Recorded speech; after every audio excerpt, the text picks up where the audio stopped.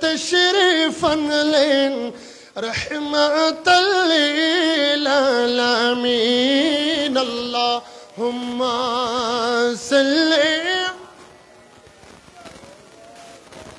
مولانا محمد وعلى سيدنا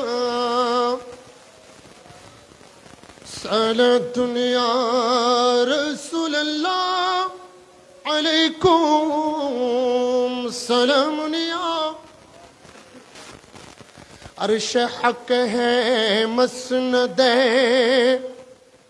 رفعت رسول اللہ کی دیکھنی ہے حشر میں عزت رسول اللہ کی صلاۃ یا سلام یا غلام ہے امام ہاشمی کے غلام ہے ہاشمی کے غلاموں میں موت بھی قبول ہے صلاۃ یا سلام یا بسم الله الرحمن الرحيم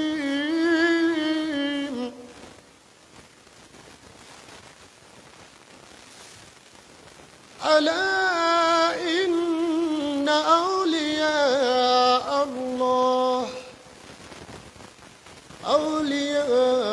الله لا خوف عليهم ولا هم يحزنون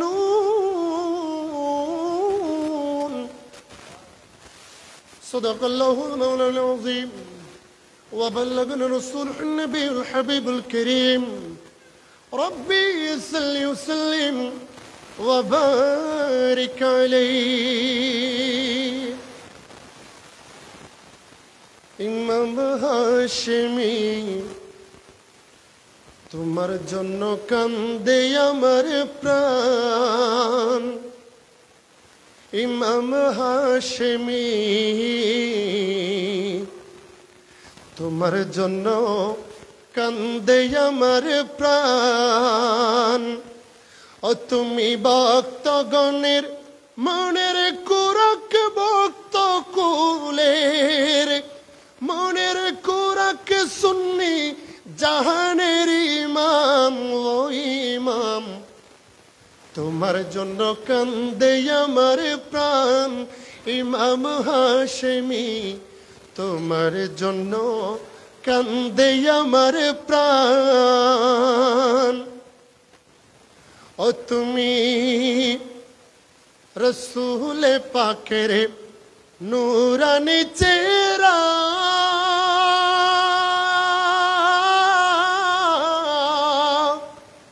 ও তুমি মৌলায় আলীর নূরে প্রিয়ারা জান্নাতি বা সুবহানাল্লাহ বলুন না ও তুমি নূরি নবীর নূরানি চেহারা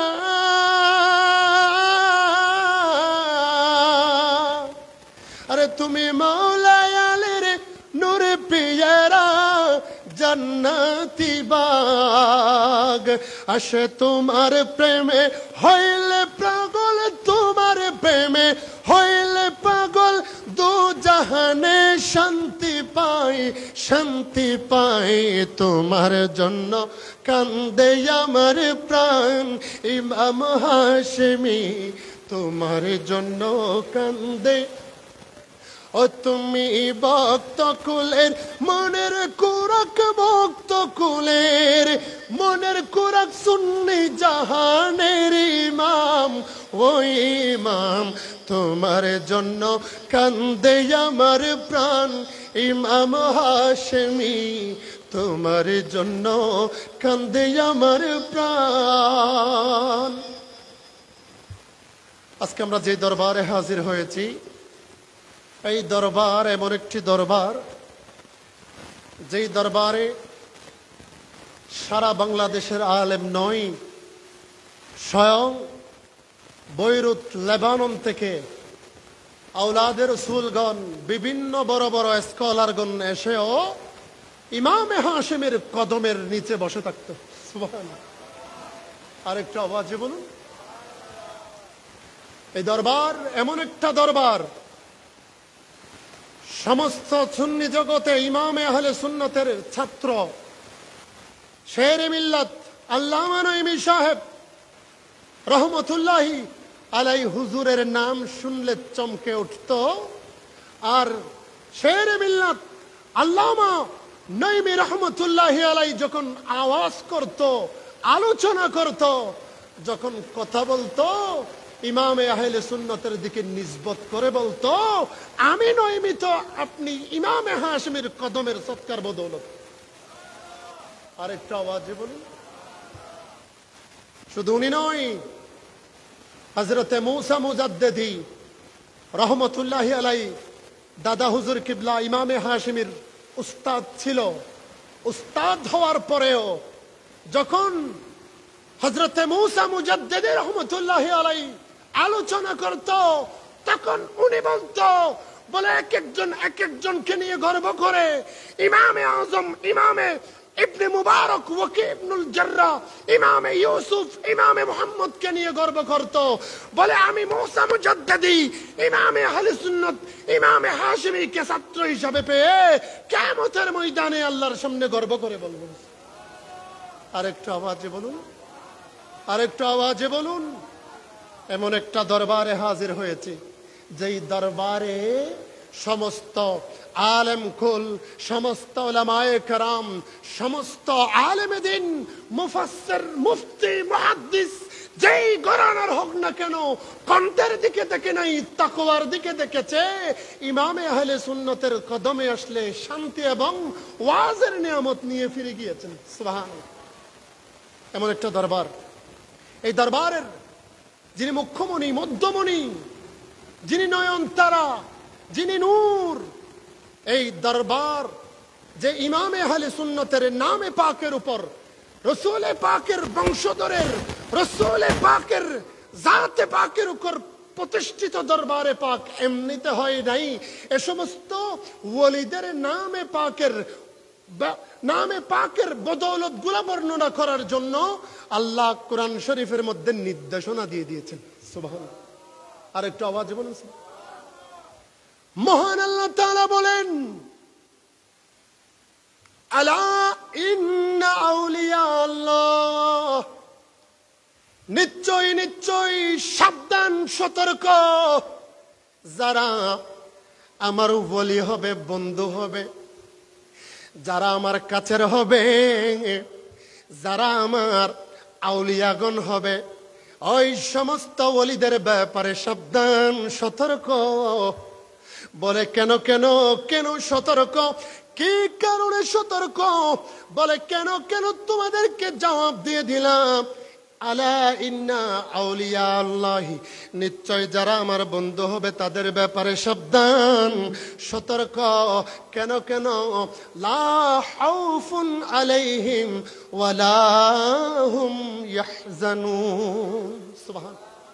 বলে শুনে নাও, ও দুনিয়ার মানুষ শুনে নাও, যারা আমার বন্ধু হয়েছে তাদের কোনো দুনিয়ার মধ্যে ভয় নাই, তাদের কোনো আখিরাতের মধ্যে ভয় নাই। তারা যা বলবে আমি আল্লাহ মুহূর্তের মধ্যে কবুল করে ফেলি। আরেকটু আওয়াজে বলুন।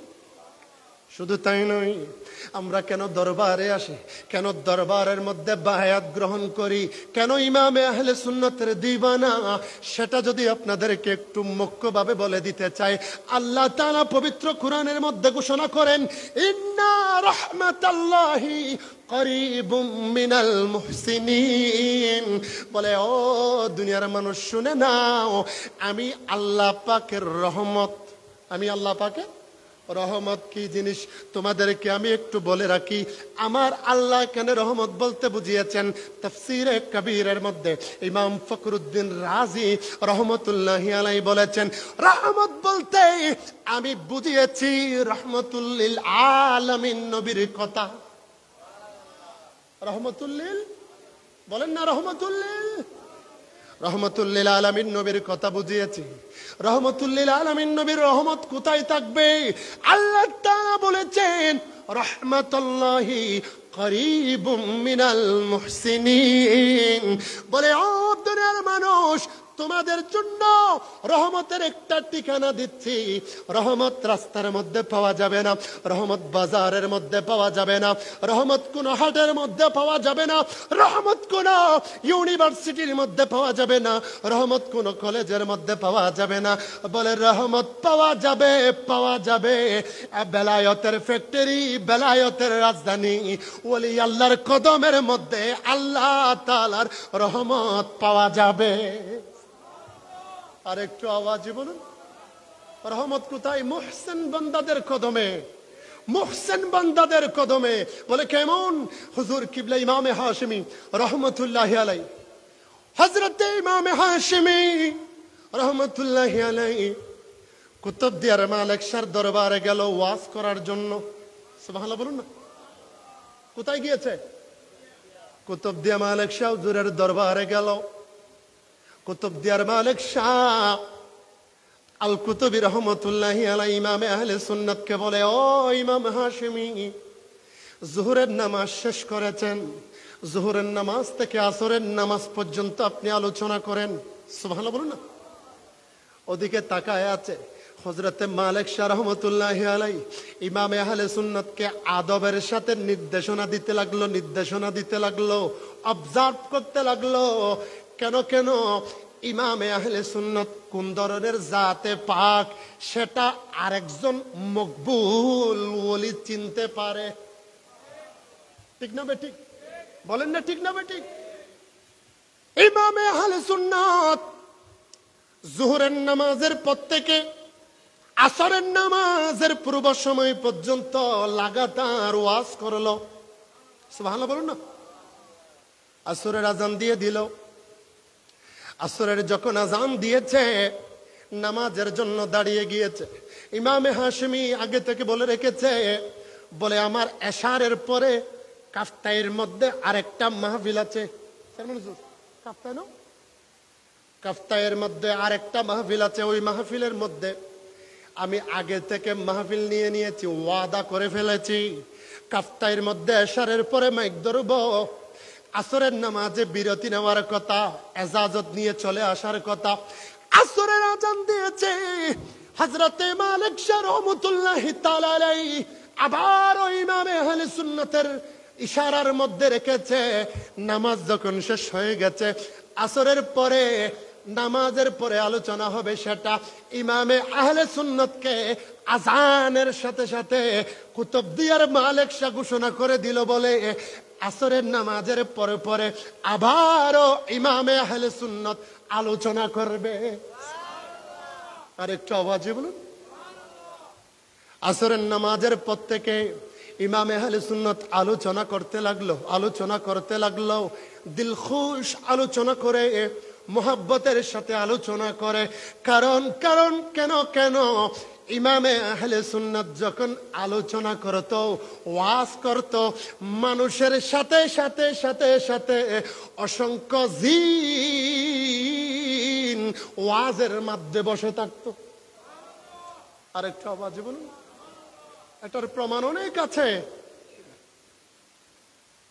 আসর থেকে মাগরিব পর্যন্ত ইমামে আহলে সুন্নাত আলোচনা করতে লাগলো।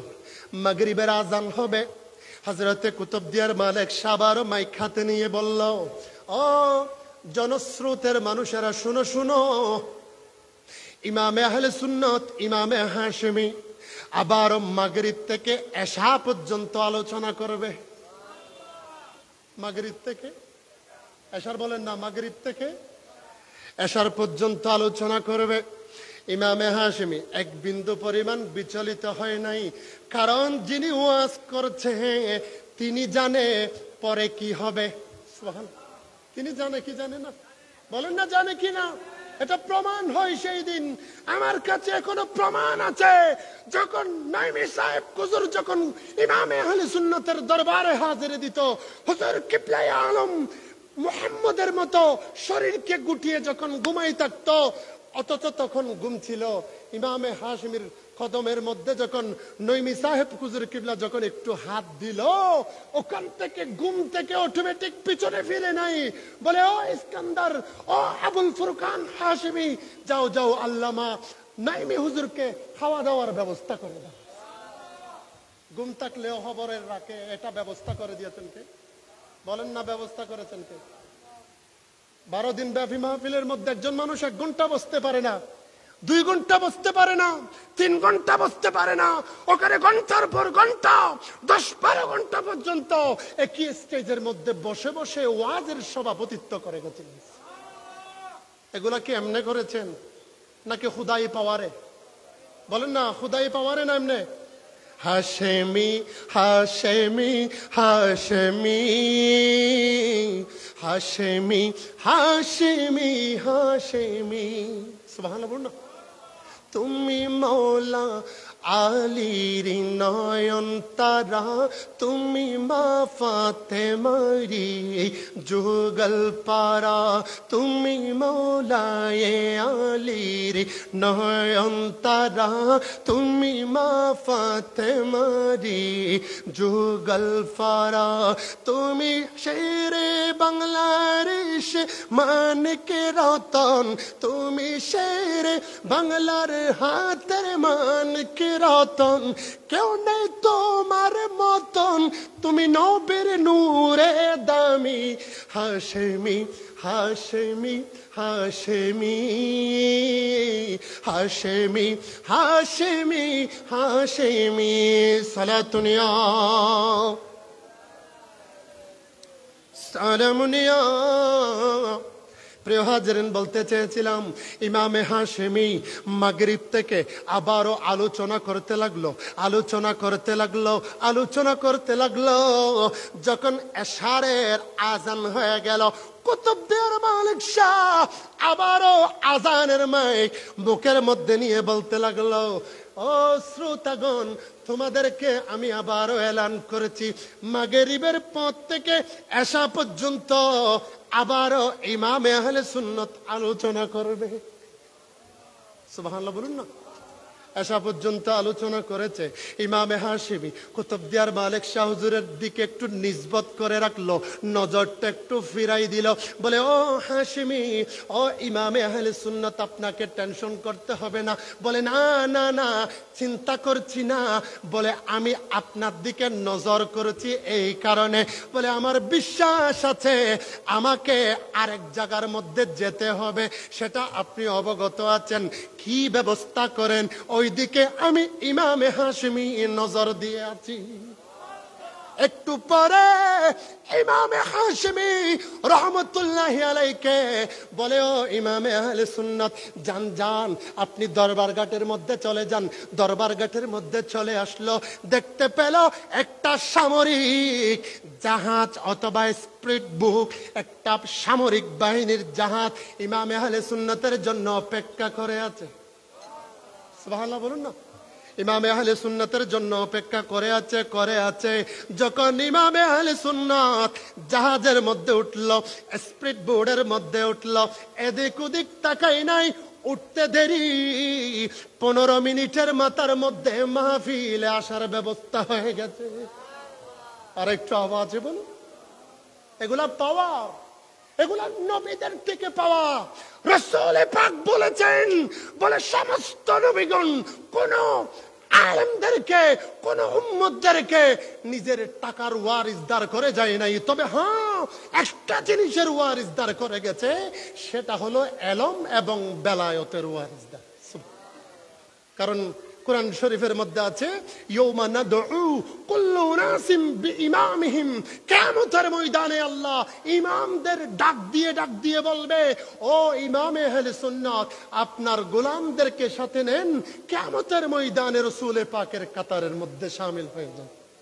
আল্লাহ আমাদের সকলকে ইমামে আহলে সুন্নতের কদমে ইমামে আহলে সুন্নতের গোলাম হিসাবে পরিচয় দিয়ে হাসরের ময়দানে রাসূল পাকের জান্নাতি কাতারে শামিল হওয়ার তৌফিক দান করুক, আমিন। ওয়া আখির দাওয়ানা আনিল হামদুলিল্লাহি রাব্বিল আলামিন ওয়াসসালাতু ওয়াসসালামু আলা সাইয়্যিদিল মুরসালিন। আসসালামু আলাইকুম ওয়া রাহমাতুল্লাহি ওয়া বারাকাতুহু।